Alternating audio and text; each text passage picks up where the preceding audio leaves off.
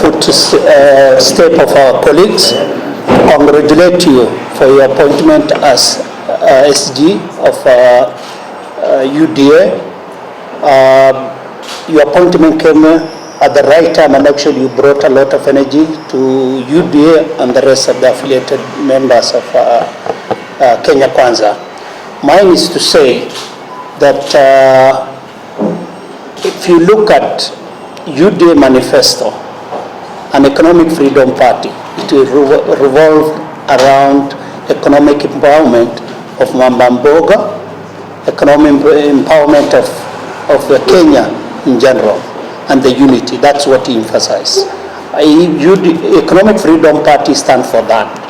And when he joined Kenya Kwanza and decided to support His Excellency Dr. William Samoei Ruto, we felt that our dream will be carried, and the dream of where the region where we come from is carried by UDA, and we stand by that, and therefore we are ready to support our president by bringing Kenyans together around the manifestos of UDA, and basically to move on.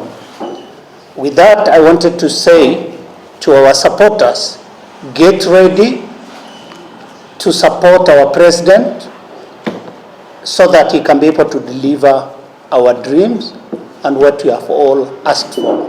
And therefore, with that, I wanted to say thank you. I wanted to say thank you for the rest of members who decided to make this dream true. And therefore, we want to say, as Economic Freedom Party, we are ready to go with the president. Thank you.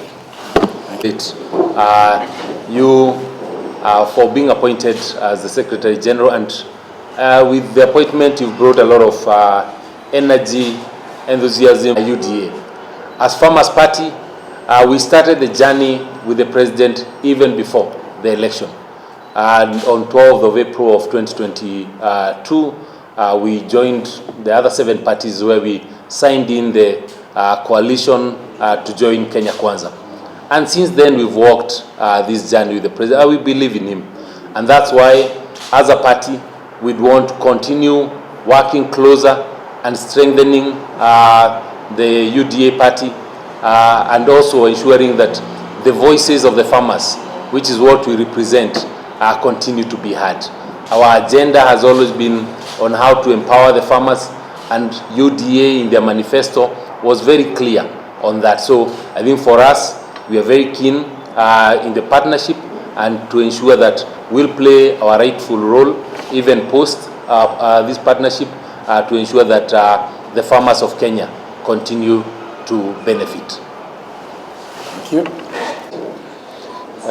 Once again, I echo my colleagues' sentiments that we want to congratulate. I just want also to join my colleagues in saying we as Chama cha Mashinani have agreed and resolved to support the president. We have stood with him before the election, and with that we stand with him now and going forward, and make sure that this vehicle called the UDA party becomes the big ship that's going to carry everybody in Kenya. And so far, the president has proven that he is willing and is able to bring together everybody in Kenya. And the family is going to grow bigger, and we continue supporting it, and God willing, we shall be together during this journey. Thank you so much. Asante sana. Lastly, we have Alfayo. You, Bwana SG, on your appointment as the Secretary General of the ruling party, the Agenda Party of Kenya. We would like it to be known across the nation that we who are gathered here, we would like to build a democratic culture. Political parties are founded on ideologies. When I speak on behalf of National Agenda, I would like it known that we are not being coerced to dissolve our parties. We are joining hands with UDA and integrating with UDA because when you look at our ideology and the ideology of UDA, we are similar. Number two, consolidating our national unity is of great importance so that we can be able to move the nation forward. In terms of ideology, our party national agenda was founded on the agenda 4 issues, trying to make sure that the youth have employment, issues of land, and so on and so forth. When our party is formed, one of its main objectives is to seize instruments of state power. But as you know, justice delayed is justice denied. Our view in national agenda is that if we can hold hands with the UDA and be able to integrate our ideas with UDA and then be able to deliver for Kenyans, we feel that that will be good justice to our nation. So we are here, we are going to walk the journey and walk the talk. Thank you very much. Asante sana. Basi labda kwa lugha ya Kiswahili kidogo, kama vyama tanzu vya Kenya Kwanza, sio zote. Unajua Kenya Kwanza tulikuwa na vyama karibu 14, lakini leo tumekongamana hapa vyama 8 kama vyama tanzu vya Kenya Kwanza. Na mnajua tulikuwa tumeanza kusemezana na kusema kwamba ni muhimu kusonga mbele, tumsaidie rais wetu aweze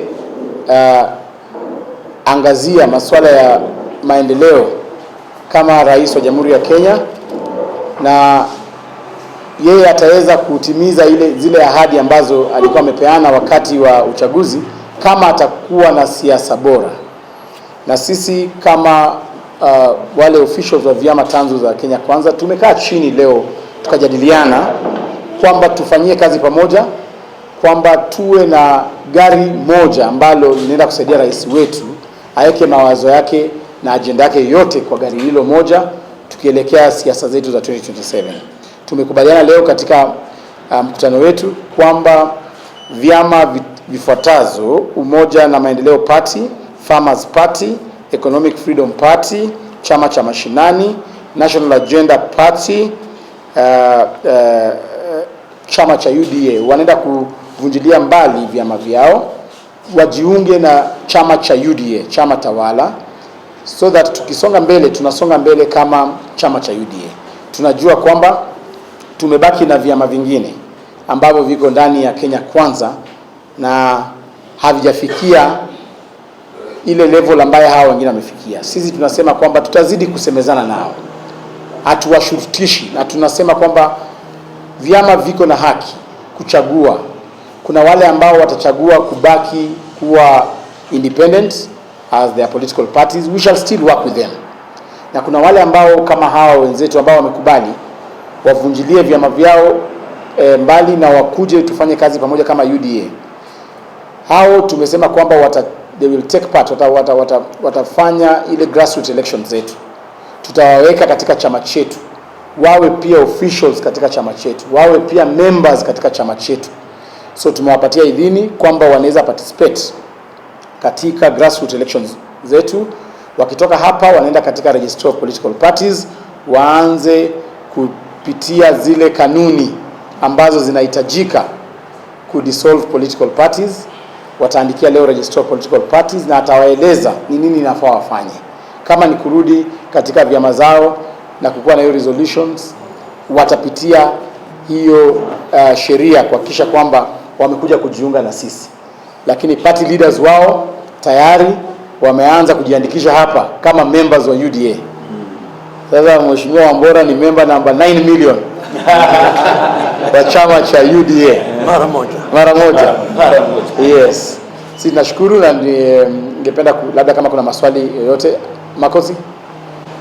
Bas.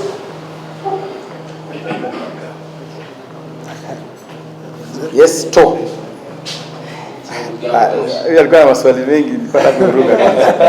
Now, in around sitting with the media, Deputy President Rigathi Gachagua termed you as a young man who is just finding his way within the party. So, are you actually acting on your own? Are you acting under the party? What's the position, sir? Haven't told any meeting today. What are the consequences? The other parties to fall down. But even as we do that, there are people occupying state offices,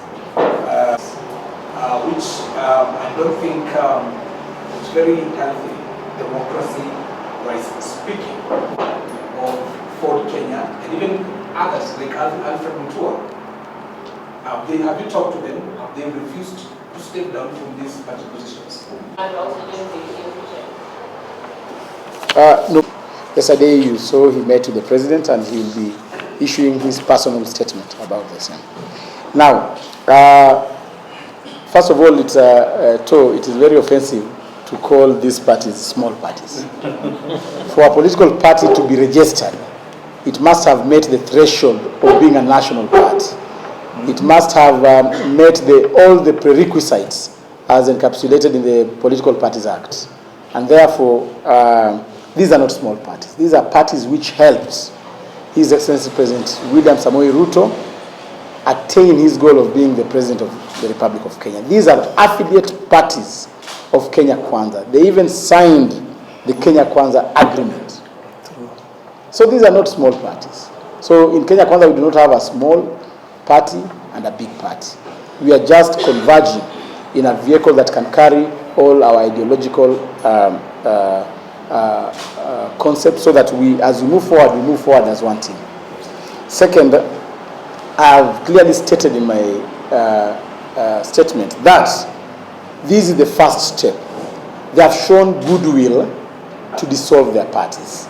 We are going to walk through all the legal provisions guided by the Register of Political Parties, which is not limited to calling their National Executive Council, their NDCs. We are going to attend all their NDCs. And for a party leader, there is a reason why Governor Wambora is a party leader. He leads the party. For him to make this decision, he has already consulted with all his officials, and you will soon be seeing us attending all their NDCs, all their National Executive Council meetings, just to ensure that we achieve this dream. So this is a show of goodwill, that yes, they buy into the idea of folding parties and forming one strong party called the UDA. On the issue of us convincing the rest, as I said earlier, this is an ongoing discussion. It is not a one-time thing. It's an ongoing discussion, and as the Deputy President said the other day, we shall not force anybody to fold this party. We are going to convince our sister parties within Kenya Kwanza in a respectful way. If they think otherwise, again, we exist in the realm of democratic space. We shall respect their position of not dissolving, and we shall continue working with them. We are comfortable with the current setup. We are only improving what we have. So if Ford Kenya and ANC think that they cannot fold up, we will still work with them because they are our brothers.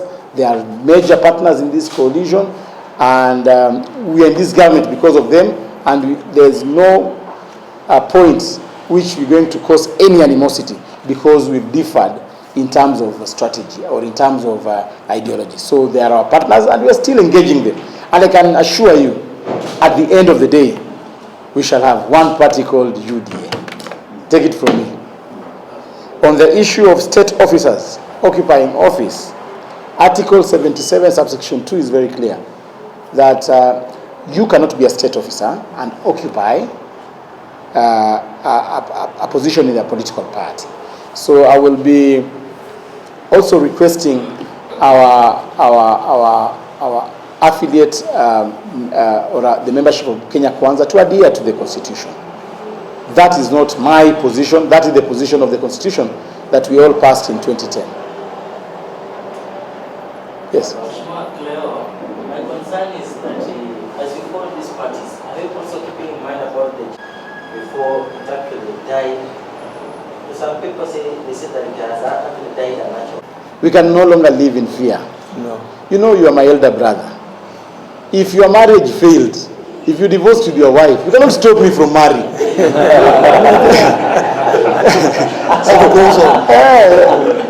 That is an isolated case.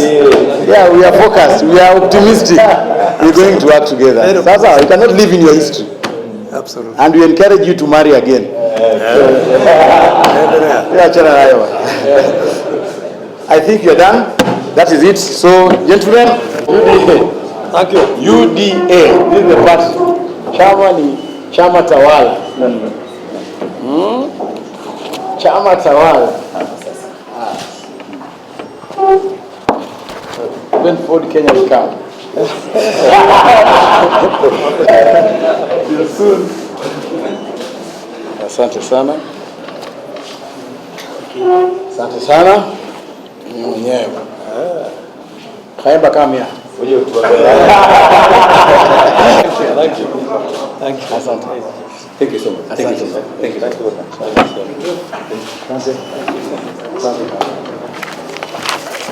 Good.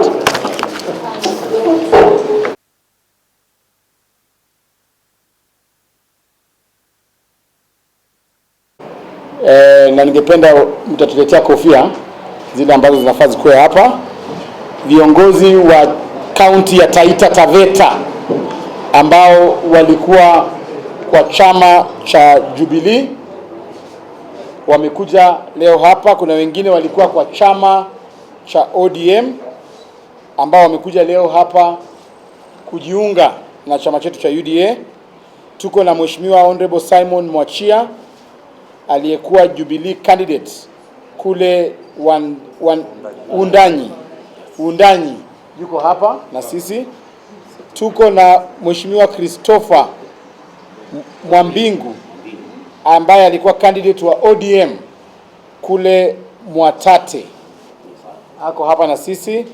Tuko na Mheshimiwa Jason Tuja ambaye yeye ndiye alikuwa majority leader katika county assembly ya Taita Taveta na ni mwanachama wa ODM, pia ako na sisi hapa. And then tuko na Mheshimiwa Martha Kieno, former Kenio candidate wa Jubilee kule Taveta, wodi ya Taveta. Tuko na Mheshimiwa Collins Mzungula, MCA Jubilee candidate ambaye amekuja hapa. Tuko pia na Mheshimiwa Bigvai Mwalemi ambaye alikuwa CC member pale kwa county ya Taita Taveta. Tuko na Mheshimiwa Noelina Adagala Bura ward ako hapa na sisi. Tuko na Beatrice Mkapesa, Friends of Ruto, na Mheshimiwa Milton Masale ambaye ni coordinator wetu kule Taita Taveta. So tunawakaribisha katika chama chetu cha UDA na kuambia watu wa Taita Taveta kwamba tumeanza mwamko mpya na tumepanga mikutano ya mashinani ya kukuja kule Taita Taveta kutoka mwisho wa mwezi huu. Tutakuwa kule Taita Taveta kuja kuhamasisha watu wa Taita Taveta kwamba tunataka sasa watoke katika zile minyororo ambazo zimekuwa zikiwafunga za zile vyama zingine, sasa wajikomboe na kuingia katika chama tawala cha UDA. Ningependa tu mmoja wao aseme jambo kwa niaba yao, alafu waheshimiwa wao watawakaribisha kwa chama, alafu tuwavalishe kofia tukaribishe wale wengine. Bwana Secretary General, kwa niaba ya timu ambayo imetoka Taita Taveta, mimi nataka kusema kwamba upande wa Azimio, lakini kufikia sasa watu wameamua kwamba wataka kurudi wote na wengi katika UDA. Tuko na wengi ambao wanataka kuja, lakini leo tumetumwa sisi wachache tu tuje hapa ili tuwakilishe wale wachache. Tuko na former MPs, tuko na former MCAs, tuko na watu wengi ambao wamesema kwamba sasa imefika wakati waweze kufanya kazi na the ruling party ambaye ni UDA. Sisi tumejitolea kwamba kuanzia next week tunaendelea na mass registration ili tuweze kuhakikisha kwamba Taita Taveta yote sasa imeingia katika UDA vizuri sana. Ni chama ambacho ni county ambayo kwa kusema kweli imekuwa muda mrefu ikiwa katika upande wa opposition. Lakini sasa wameamka na wamesema kwamba ni wakati wanataka kufanya kazi na chama cha serikali ambacho ni UDA. Hawa members wametoka katika sehemu mbalimbali. Tuko na wakilishi katika kila wadi, tuko na wakilishi katika kila police station ambao wamesema sasa wako tayari kuungana na chama cha serikali ili tuweze kuendeleza UDA mashinani pale Taita Taveta. Kwa hivyo wana SG tunakaribisha sana, na kwanza hongera, na nafikiri ule mwamko utaona wakati huu utakuwa ni tofauti sana. Asante. Watu wameamka kabisa na wamesema kwamba it is time kwamba tuingie tuweze kufanya nini. Pili, tumekubali sisi pale Taita Taveta kwamba hatashiriki maandamano kabisa. Hilo ni jambo, na tuko na wenzetu wa ODM ambao walikuwa katika chama hicho ambao walikuwa approach kwamba walete maandamano, wakasema hatufanyi maandamano Taita Taveta. Kwa hivyo sisi tumesema tunataka maendeleo, si maandamano. Hataki maandamano. Kwa hivyo hamtasikia maandamano yote pale Taita Taveta, kwa sababu wale ambao wangefanya haya maandamano ndio hao wamesema kwamba ameingia UDA na nataka kufanya kazi na serikali ya Rais William Samoei Ruto. Kwa hivyo Taita Taveta imeamka, na huu ni mwamko mpya, na mimi naamini kwamba 2027 ile percentage ilikuwa kidogo ya 20 something, sasa tunageuza iwe ni kuanzia 80-90% ambayo so karibuni Taita, and I think vile SG amesema next month atakuwa pale, tutakuwa tunazindua ofisi ambayo tumeiweka tayari pale, na siku hiyo nafikiri pia mtaona wale wanachama wengine ambao wametoka vyama mbalimbali ambao atakuwa ameingia katika chama chetu cha UDA. Asanteni sana, na nimeshukuru sana bwana SG kwa kunipatia nafasi hii. Asante. Kwa niaba ya wabunge, a statement. Okay. You sit there. Yes. Exchange chairs. So just leave them. Hawa wangwana kutoka Taita Taveta. First, we have the Honorable Kidero, who is the former governor for Nairobi.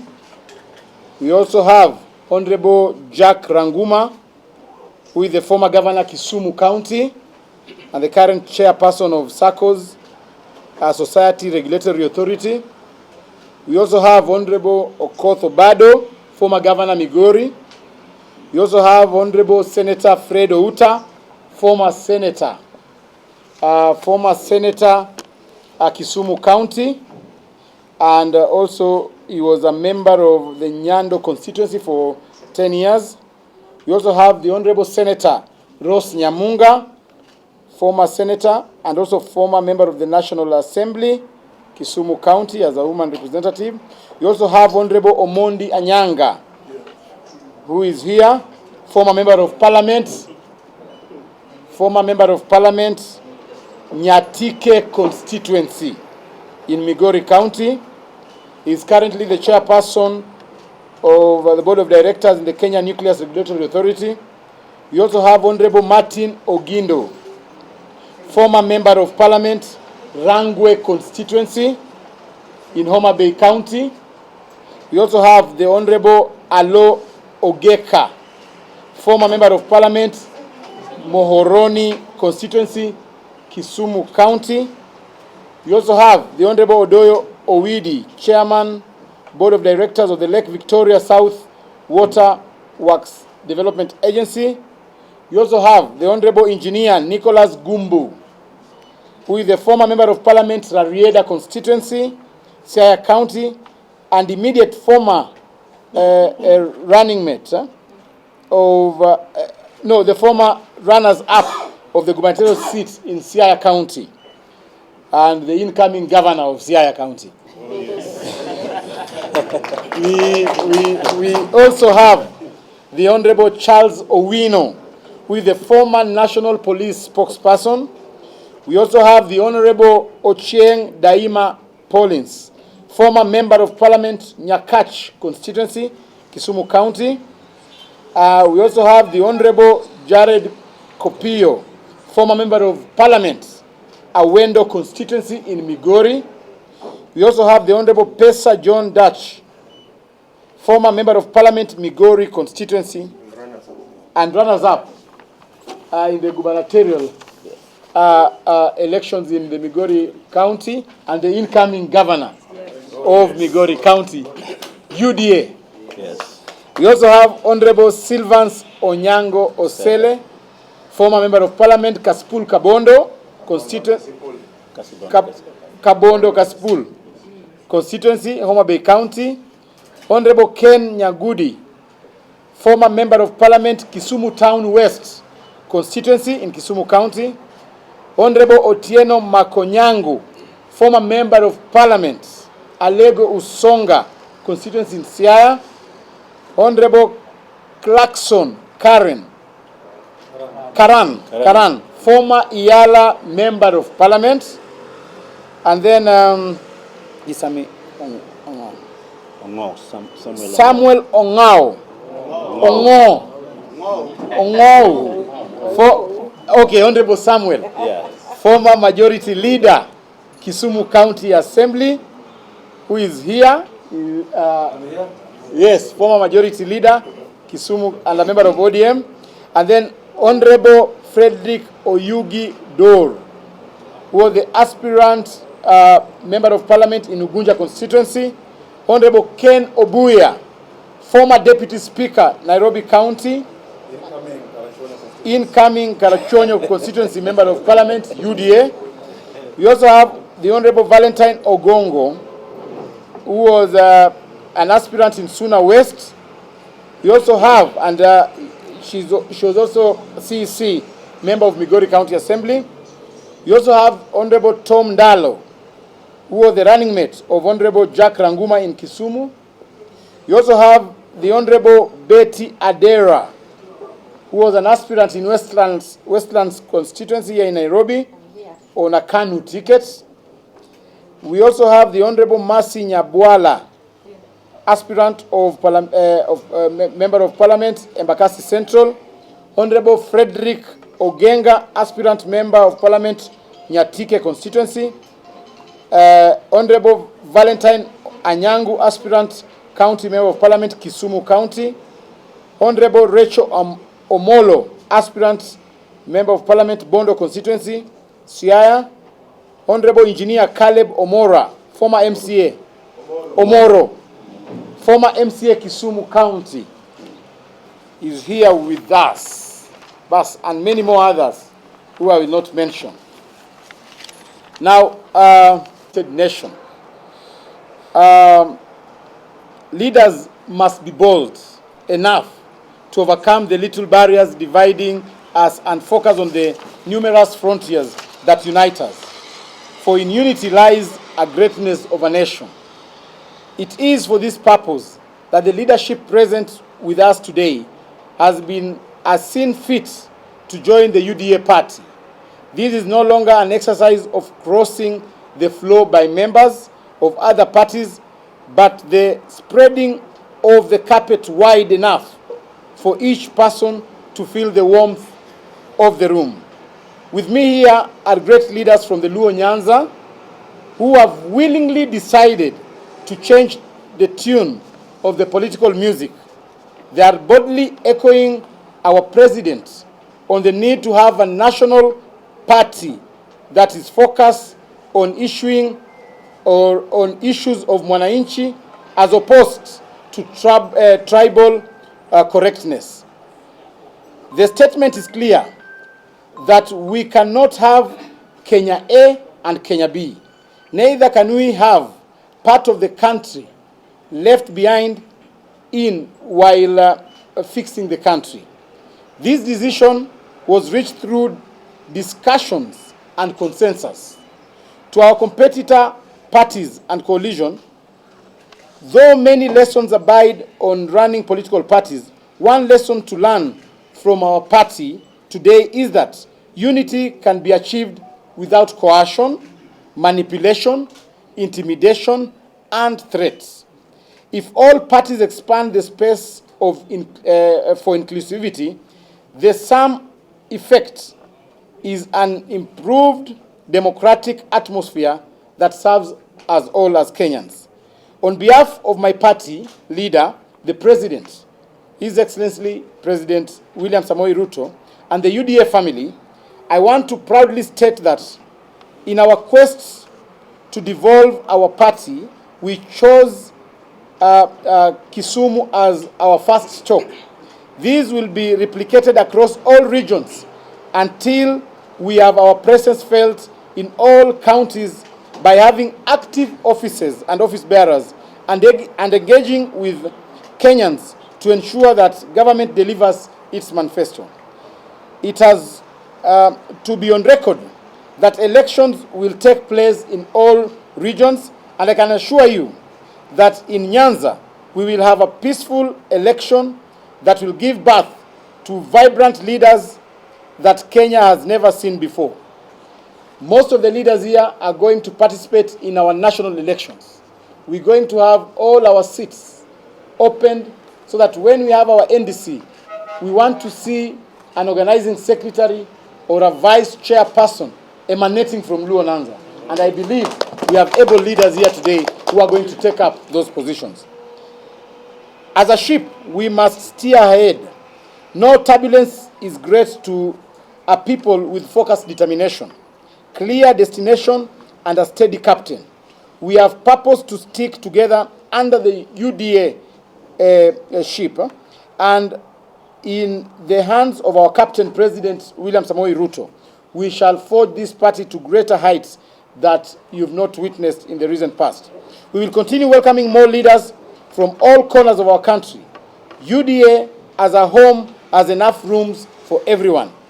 We take this opportunity to congratulate the leadership joining UDA and patriotism they have shown.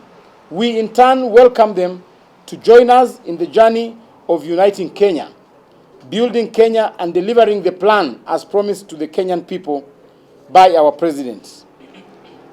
We want also to emphasize and congratulate these members for choosing light as opposed to choosing darkness. Most of them now would have been in the streets doing maandamano, but they have chosen to engage in an engagement that is going to bring development to their region. So I want to take this opportunity, first of all, to congratulate all the leaders who have decided to walk this talk. And behind these leaders are thousands and thousands of Luos who are willing to join our president, deliver his mandate as the President of the Republic of Kenya. So I'll be inviting them to say a word. I will start with Governor Kidero, then Governor Ranguma. Tusikie wanasema nini? Yeah? Switch the seats. Yes. It's easier.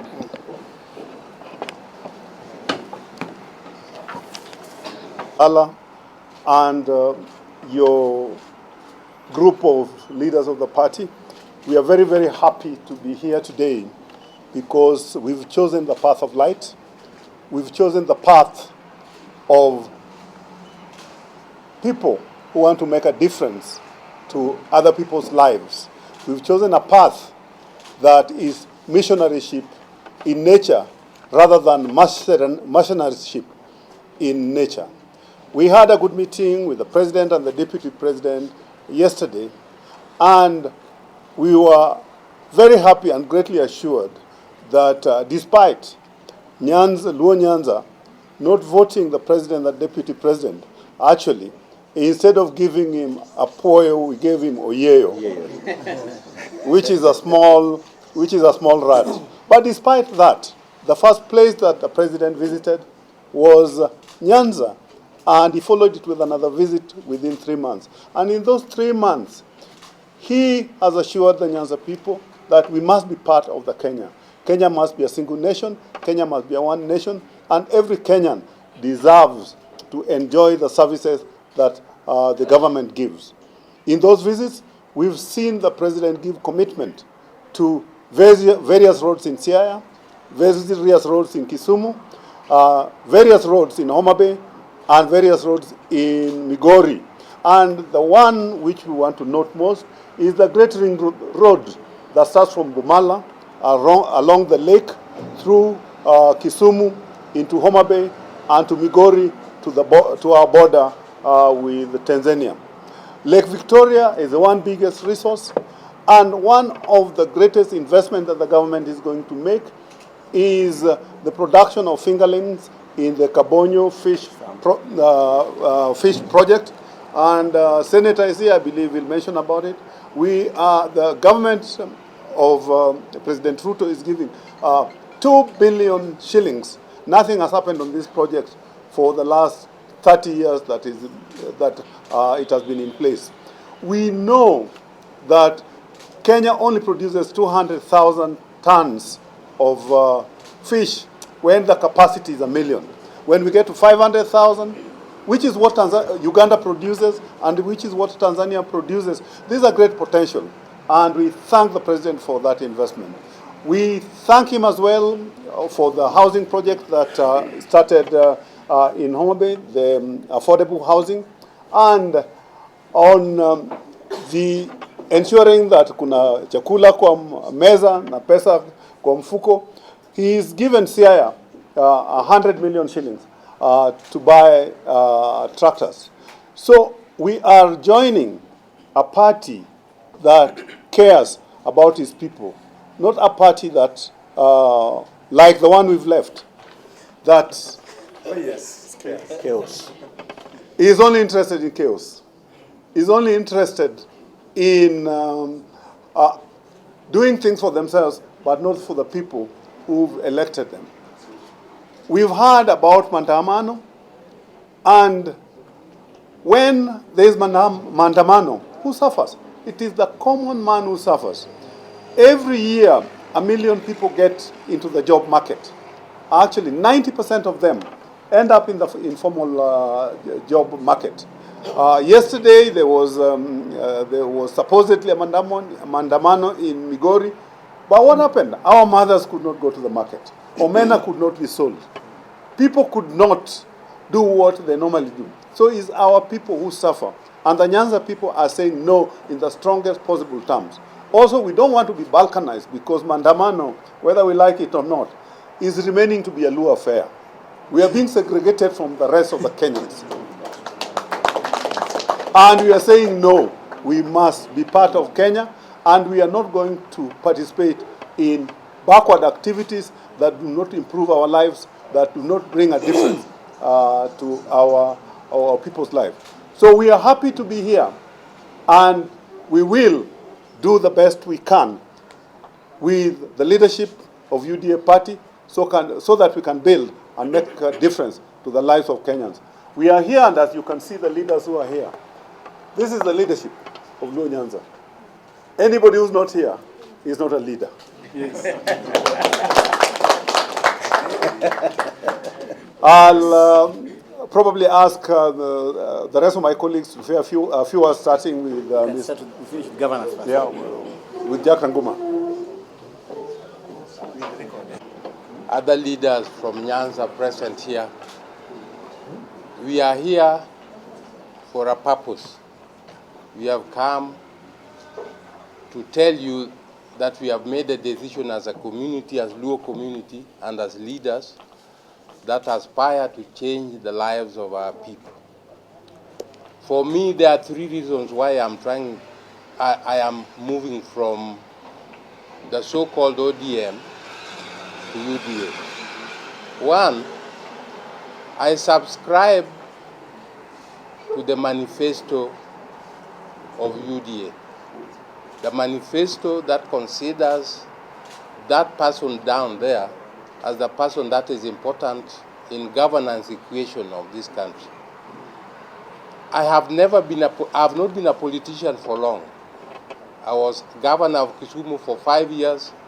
Even when going there, I did not even want to go. But when I went, I saw the great need to change the lives of our people. And I wondered, I just went in 2013, I wondered that from 1960 to 2013 we have been doing politics. What was happening? What were we doing to our people? There was no significant difference looking at the time frame, the period that we had taken. And I can tell you today that you may think that we are feeling better, feeling good, but our people are behind and backward in many areas. Which brings me to the second reason, democracy. Democracy is what we desire as a country. We stand for it, it may not be the best, but as of now, it is the best system of governance that we have around. So when we have democracy, we are assured of good leadership, we are assured of development, we are assured of growth. But democracy is practiced at the family level, at the party level, at the national level. You have seen what ODM does. At the family level, I will not be able to inform you because you know yourself what you do. But at the party level, at the level of ODM, you know what happens. It's not what happened. What happens every day. In 2013, yes, I got in. 2017, the party, the votes were being counted in the bush, somewhere in Nyakachi. How can you count votes or report votes at a place which is not registered as a reporting center? And that they did knowing that they wanted to destroy democratic rights of our people. That is important to do, because democracy is what will take us forward, that will change, what will change the lives of our people, and that is what will bring the difference that we desire as a nation. In UDA, there is democracy. In fact, when I sat to evaluate the results of UDA nominations, those we perceived as close to the president were falling. They fell. In fact, they fell and they said, no, if you fall, sasawa, mambo ni namna hiyo, kwa maana the people don't want you. It does not mean the end of everything. But in ODM, anachukua huyu dada yake, anachukua huyu ndugu yake, anapenda huyu, si anachukua mtoto kule. Sasa, what kind of democracy is that? We want a Kenya which is democratic. And I stand here to tell you that we have decided, not because of coercion, we have decided to move on, to change our people. But I want to inform you also that our people had moved ahead of us. Our people have moved ahead of us. They will start to say that those are people who have been given jobs, they have been rejected by the voters. But I can tell you today in Nyanza, our people have moved ahead of us. We are chasing them. And we want to chase them so that we offer leadership. We are here to offer leadership to our people so that they do not go ahead of us without a leader. That I want you to know. Finally, I want to say this. I know people are aspiring for handshakes. In Nyanza, we have had a handshake. The handshake between President William Ruto and Kenya Kwanza is with the Luo community, not with individuals. I want to emphasize that here. It is not with individuals. So if you want to start there saying that there is no democracy, that you want the servers opened. The servers in ODM have not been opened up to today. And there are people crying out there. I'm saying this without blinking an eye because it is the truth. So we must change as a community. We will not remain behind for 60 years. I know the leadership of ODM have done their part. But this is a relay race. You start, you give the baton to the others. So now we are going to take that baton to move on as a community. Thank you very much. Briefly, so we shall. It's a new dawn because you have seen all these leaders who are coming across the Nyanza region, coming here today, number one, to declare that we only have one president, legitimate president, Dr. William Samoei Ruto. And those ones who are trying to say that Dr. William Samoei Ruto is not the president, they are daydreamers.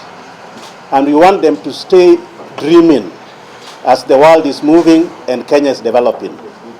We are here today to join the larger picture where all Kenyans are, and that is the only party that we know will take us somewhere in terms of development. And that party is known as UDA, Kasi ni Kasi. That's why we are here, and we want to tell you, we are only representing our people at the back in our villages.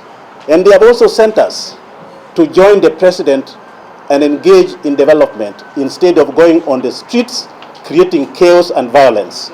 And today, as their leader, who have worked there for 15 years, that is 3 terms in parliament, we want to ask our people to desist from all these mandamanos. The mandamanos are there to create only one focus, for an individual to benefit. And therefore we are telling our people, and I'm proud of the people of Kisumu, please just keep it on. Let only few go on the street, and they can write as many as they want to write and take it to the county commissioner. And after 2 minutes, that thing will die out. And we want to tell Kenyans that we are also part and parcel of this country. We pay our taxes, and we have declared our support for the president of the day. How long can we be able to pay? For many years, we have been there for 15 years in politics. We have sacrificed lives. The bloodshed that we have seen in the past 30 years, every 5 years we must lose our people.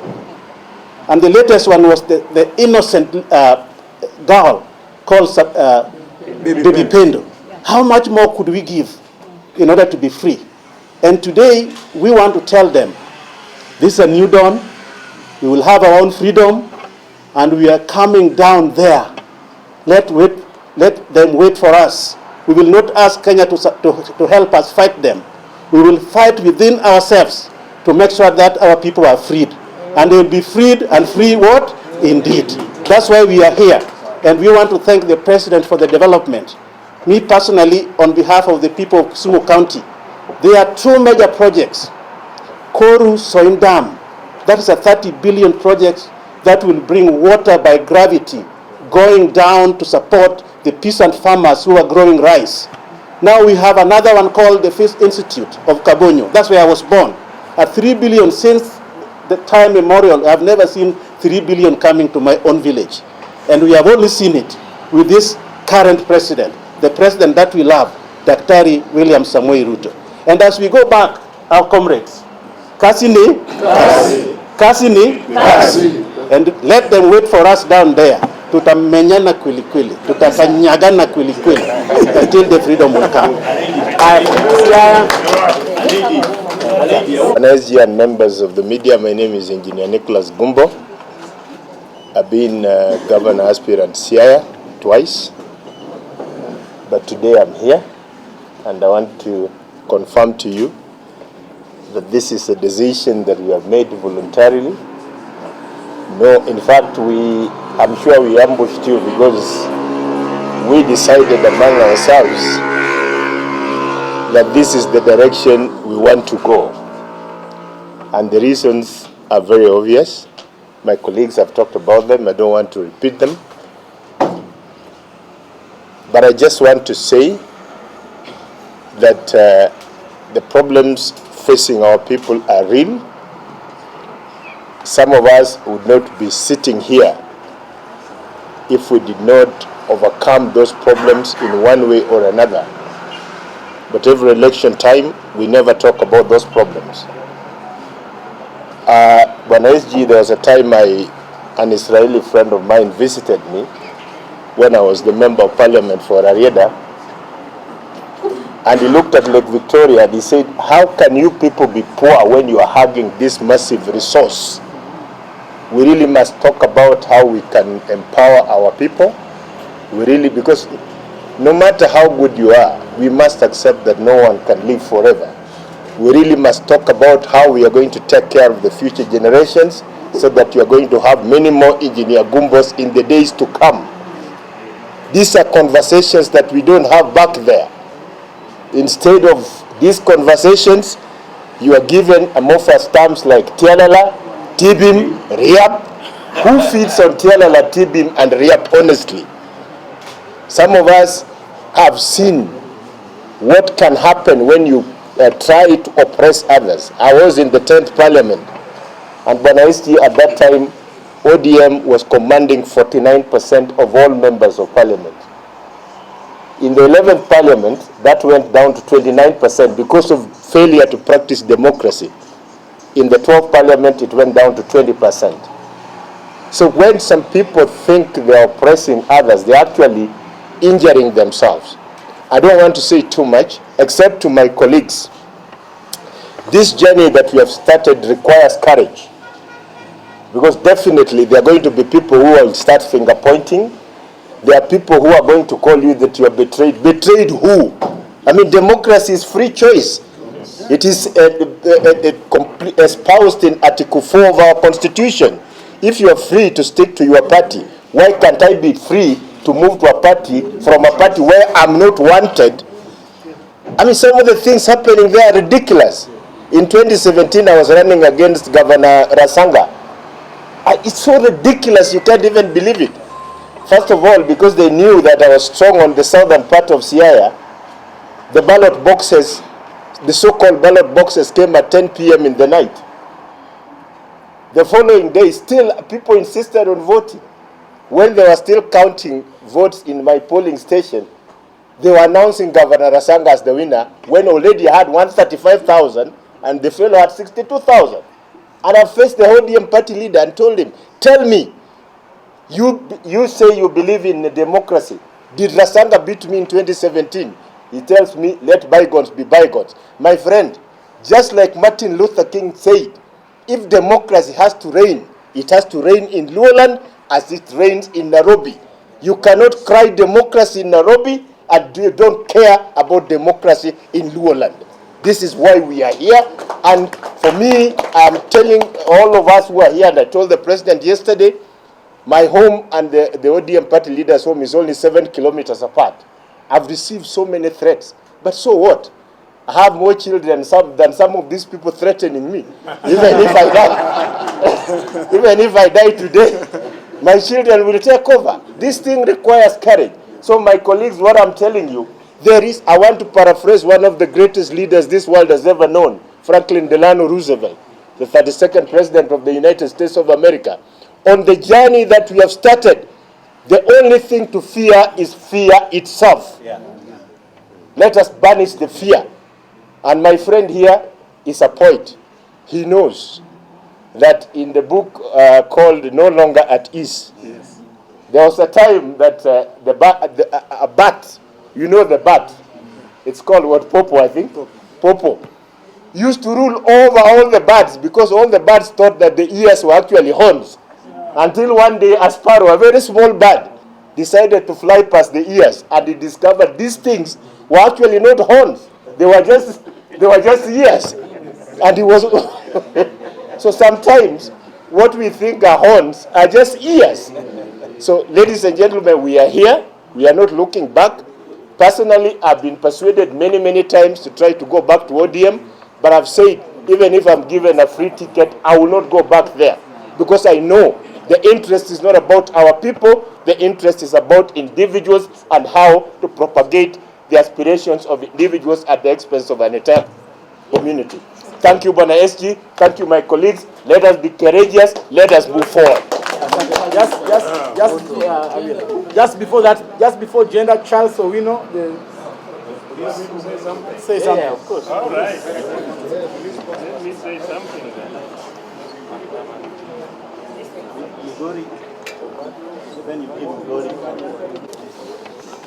I think we are here today to enjoy the fruits of multi-party democracy. That's what we are enjoying today, because we have space to join whatever parties we think are right for us. As a community, I think we are suffering what is called exclusion, where for a very long time since we got independence, we have found our community excluded. Not that we are excluded by others, that Kenyans don't like us, but many a times we exclude ourselves. Just like now the elections have ended, we have decided, a number of our people have decided not to work with government, and that means exclusion. And at the end of the day, we are going to cry that we are not included. I am here specifically because I think in my experience as a civil servant, as I had been before, members of our community have suffered and have continued to suffer. Not only civil servants, businessmen, and even people that are involved in, even the private sector, people suffer. The reason being that we are the only community that you find that everybody is in one party, one basket. If you look at the whole country, every community is divided. So we have come here to cushion members of our communities who are in business, who are in private sector, who are in civil service, so that they are not excluded. They are included in the development and the growth of this country. And for that reason, I echo my colleagues who are with us here today, that we have joined this big party in order to cushion our community. And we are asking everybody else who may be a coward to join us. The journey has begun. We are going to continue. The future is here. And if anybody thinks that this government is going to fall, it's not going to fall in the next 10 years. So let every one of us that feels they can join us, and we are not killing multi-party democracy. People can be in various parties. If those who want to join UDA will join. Those who want to remain in ODM will remain in ODM. But some of us, Engineer Gumbo knows, we worked with him at one point, and I had to leave. And I took off strategically, and that is why we are here today. If I didn't, we would have been called losers. I've never lost an election, so let nobody come here and say we are losers. And I think the next elections, wherever I'll go, I'll not lose. Thank you so much. May God bless you. And we hope for the best. Senator Nyamunga. Former Senator. Before I explain myself, when SG, allow me to recognize the coordinators from various counties. Very good. These are the people who have been working tirelessly. And in fact, they contributed a lot for us to be here today. Now, the war has started, and I want to make it very clear that the people who are here today are the opinion shapers. And I can assure you, SG, that in the next 2, 3, 4, 5 months, you will see wonders in Nyanza region. I come from Migori County, and we have been lagging behind since 1963. We can no longer be in that prison. We have to come out and start our journey. And that journey is simple. We are recognizing the President of the Republic of Kenya, Dr. Samoei Ruto. And there is no any other government apart from the government of Samoei Ruto. If somebody is still thinking of another government, that is up to him or up to her. As we are fully behind this particular government, and we are now the life members of UDA. May God bless you. Thank you. Thank you, Bwana SG. Bwana SG, recently I had the privilege to be elected the chairman of Nyanza Leaders working with President Ruto. And Bwana SG, I wish to report here that we've had very intensive consultations with the President and his deputy. And we thank the President for having reached out to Luo Nyanza and invited us to join his government. And it is on that account that we are here to join his government through the party UDA.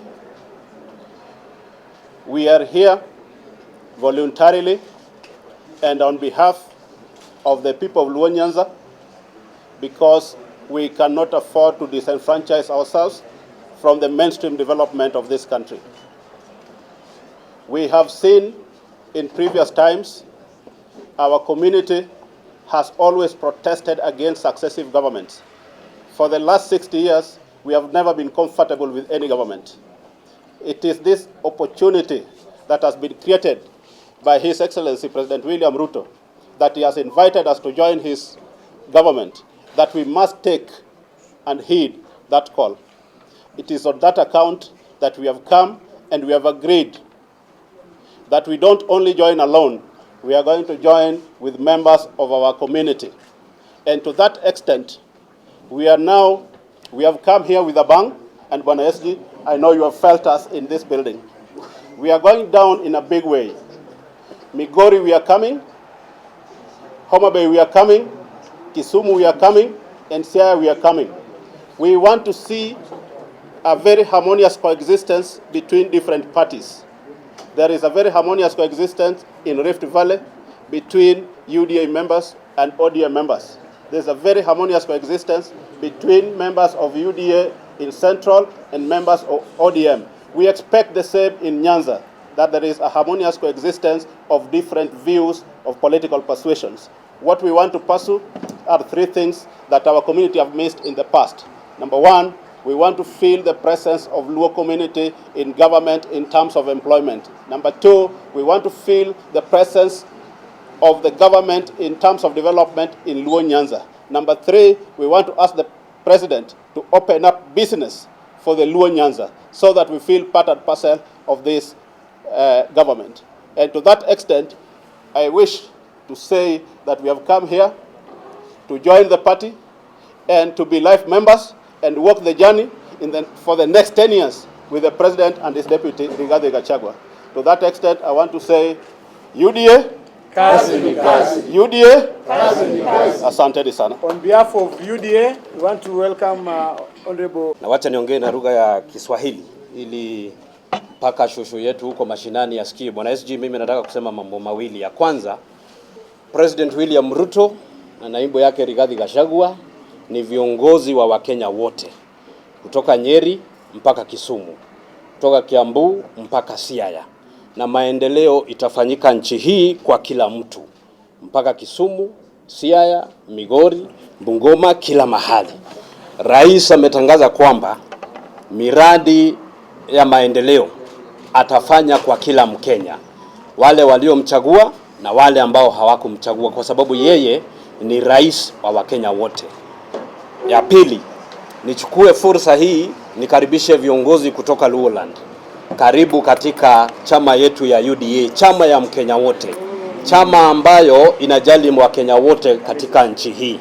Na mimi sababu nimetoka Mathira, na mnajua sisi watu wa Mathira tunaongeanga ukweli.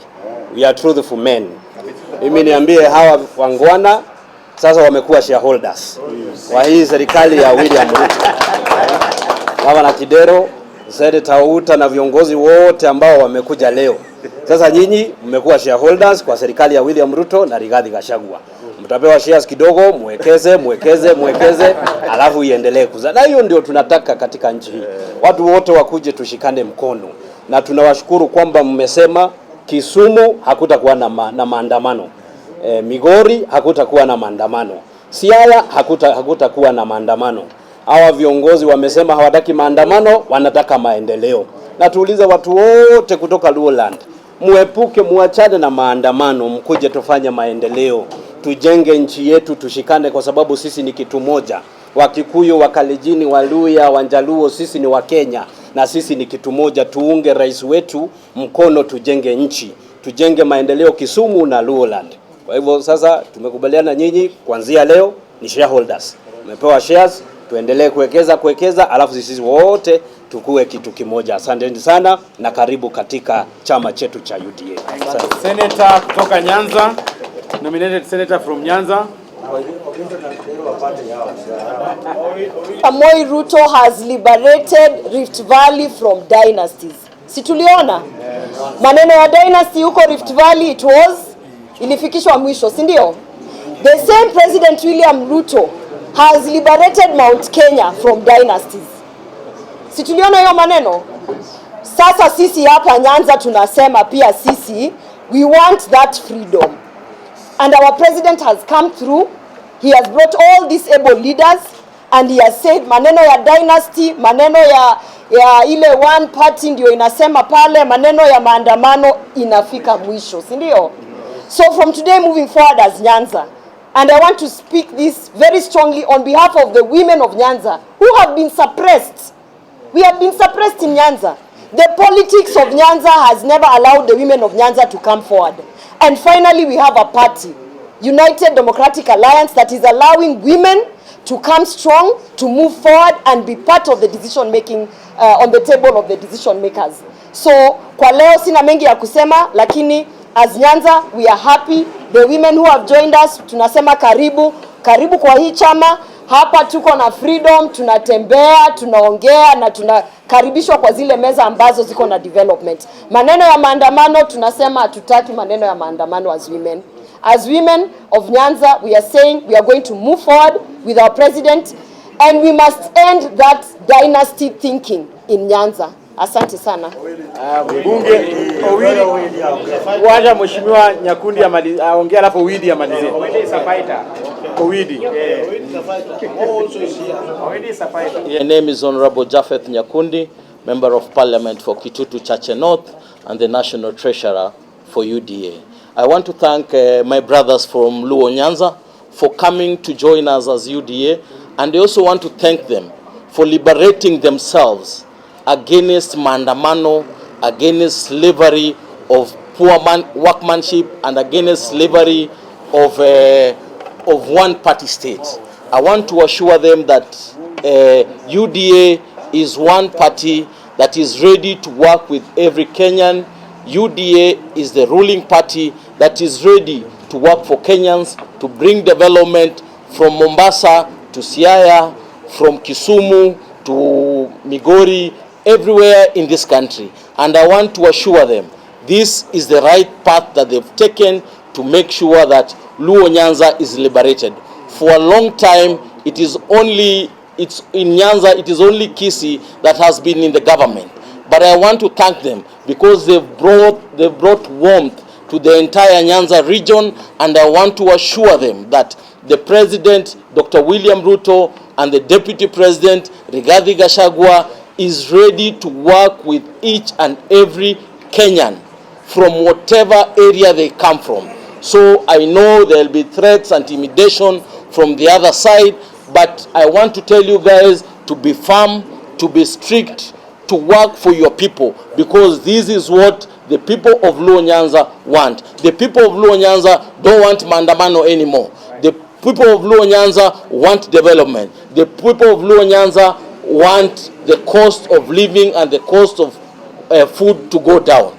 And I believe that is the main reason they have decided today to join the UDA party for the purpose of bringing development and making sure that the cost of living has gone down in the entire country. So nataka kuambia karibu sana, we will work together, and we also want to thank the president as the people of Nyanza for this seat that they gave us for treasurer for UDA. If it were other people, that seat could have gone to one region, but they have brought this seat to Nyanza region, and we want to thank the president so much for bringing this seat, and we want to assure him that we will work with all Kenyans to make sure that hata sisi shares zetu ziko huko juu. We want to assure Kenyans that by 2027, by 2027, our shares will be 80% in this company. So thank you so much, and may God bless you. Thank you. Come, the Luo have tolerated this disrespect for so many years. What has been happening in Luoland is the party leader of ODM has devised a method that there is no alternative voice heard on the ground. If you hold any alternative views to his, they never allow you to speak on the ground. You recently saw what happened to the MPs who went to visit the president. You heard about what happened in Mutembei just a few days ago. So these ladies and gentlemen behind me here, they have agreed that their voices are going to be heard on the ground so that the people have alternative views in them. And it is not going to be easy. I can promise you Luoland is going to be turned into a battlefield because they'll bring it on and we'll also bring it on. And get ready with your cameras. Thank you, ladies and gentlemen. Now, as we finish, We want to present life member. We can start with.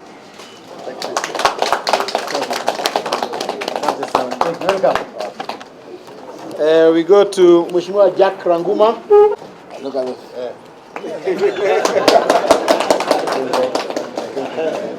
Asante.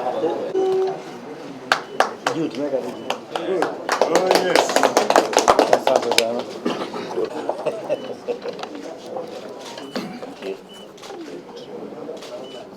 Kazi ni ka? Kazi. UDA. Asante.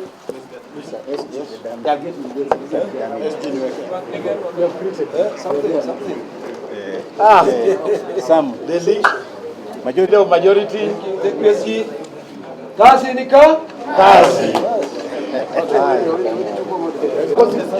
Kofia.